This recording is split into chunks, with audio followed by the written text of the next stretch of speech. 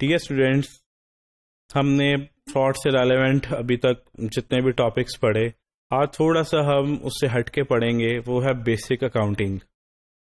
Basic accounting میں آپ کو obviously ہر فیلڈ کے اپنے ٹیکنیکل ٹرمز ہوتے ہیں، ٹیکنیکل جارگنز ہوتے ہیں، تو ہم وہ ڈسکس کر لیتے ہیں۔ کرنٹ ایسٹس کیا ہوتے ہیں کمپنی کے؟ کمپنی کے لیے کرنٹ ایسٹس ہم اسے کہتے ہیں جو کہ اپنی فائنینشیل اسٹیٹمنٹس میں وہ انکارپوریٹ کرتے ہیں بیلنس شیٹ کے اندر۔ جو کمپنی کے پاس ایسے اثاثے ہیں جو ایزیلی کیش میں کنورٹ ہو سکتے ہیں، جیسے کہ بانڈز، پرائز بانڈز کا آپ کو پتہ کمپنی کے پاس پڑے ہیں، اس کے اثاثے ہیں، تو وہ بانڈز کو یا کوئی اور بھی بانڈز ہو سکتے ہیں، وہ فوراً کیش میں اگر وہ کنورٹ ہو سکتے ہیں تو ہم اس کو کیا کہیں گے؟ وہ آپ کے کرنٹ ایسٹس ہیں۔ نان کرنٹ ایسٹس کیا ہوتے ہیں کمپنی کے؟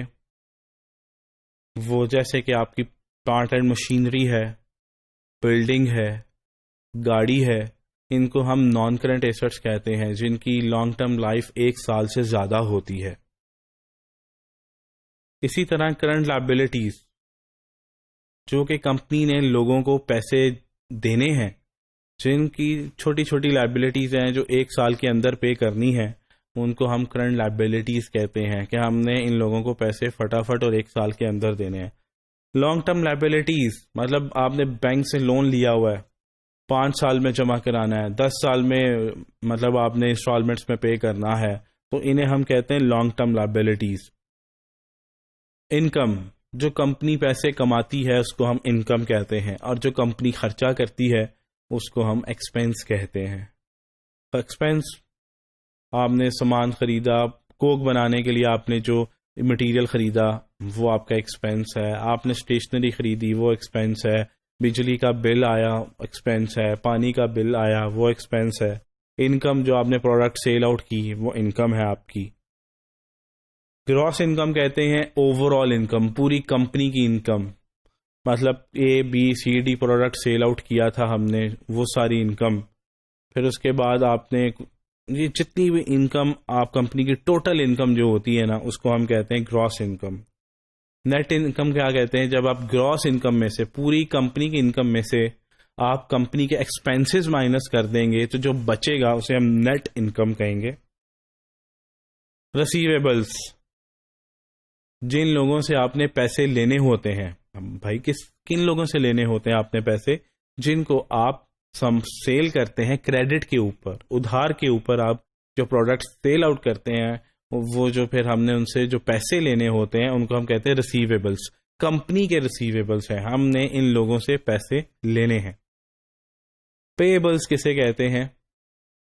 پیبلس کہتے ہیں ہم نے جن کو پیسے دینے ہوتے ہیں، ہم نے جن سے سامان خریدا ہوتا ہے ادھار پہ، ہم نے بعد میں ان کو پے کرنا ہوتا ہے، تو ہم اسے کیا کہیں گے؟ پیبلس ہیں۔ ہم نے اے کمپنی ہے یا بی کمپنی ہے، اسے ہم نے کچھ پروڈکٹس خریدی ہیں لیکن پیسے نہیں دیے، تو وہ ہمارے پیبلس ہیں، ہم نے انہیں پے کرنا ہے۔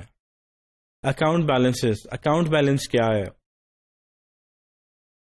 اکاؤنٹ بیلنس یہ ہے کہ ہم نے اس کو 30,000 ہم نے پے کرنا تھا، ٹوٹل 10,000 ہم پے کر چکے ہیں، تو جو ریمیننگ بیلنس ہے وہ ہے 20,000۔ 30,000 پے کرنا تھا، 20,000 پے کر دیا، تو ریمیننگ 20,000 بنا، تو یہ ہمارا اکاؤنٹ بیلنس ہے جو ہم نے پے کرنا ہے۔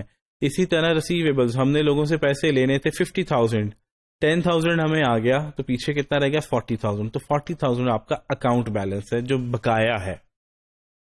Calendar and fiscal year, calendar year ہوتا ہے آپ کا، ہمیشہ یاد رکھیے گا کہ کیلنڈر ایئر کا ذکر ہو رہا ہے تو اس کا مطلب یہ ہوتا ہے 1 جنوری سے 30 دسمبر تک، ٹھیک ہے، ایئر اینڈ تک، ٹھیک ہے، 31 دسمبر تک آپ کہہ سکتے ہیں، 1 جنوری سے 31 دسمبر تک۔ اور فسکل ایئر کسے کہتے ہیں؟ فسکل ایئر ہوتا ہے کمپنی کا ایئر، 1 جولائی سے لے کر 30 جون تک۔ تو کیلنڈر ایئر 1 جنوری سے 31 دسمبر تک، اور آپ کا جو ہے فسکل ایئر 1 جولائی سے لے کر 30 جون تک۔ تو یہ ہے ہماری بیسک اکاؤنٹنگ، ٹیکنیکل ٹرمز ہیں جو ہم یوز کرتے ہیں فائنینشیل اسٹیٹمنٹس کے اندر، اور فائنینشیل اسٹیٹمنٹس کے اندر آپ کی بیلنس شیٹ آتی ہے، پروفٹ اینڈ لاس اکاؤنٹ آتا ہے، ایکویٹی اسٹیٹمنٹ آتی ہے، یہ بہت سی چیزیں آتی ہیں، بہرحال میجر آپ کی profit and loss and balance sheet ہوتی ہے۔